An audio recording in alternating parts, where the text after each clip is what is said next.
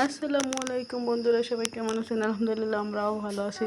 যেহেতু অনেক দিন যাবৎ বৃষ্টি, বন্যা, পানিতে সব কিছুই ভরপুর, পুকুর, ডোবা, নালা সব কিছুই ভরপুর। তো এখন বর্ষার সিজন, যেহেতু মাছ সব জায়গায় পাওয়া যাচ্ছে বেশি, তো আমি যাচ্ছি ওইখানে। অনেক মাছ ধরছে সবাই। এখন আমি দেখার জন্য মাছ আছে কিনা। এই যে এটা আমাদের বাগান, সুপারি বাগান। সামনে ওটা গোরস্থান, আমার বাবার কবরস্থান।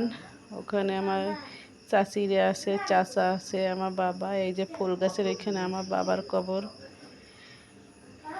এটা আমার চাচির কবর। এই যে এখান দিয়া অনেক মাছ বের হয়।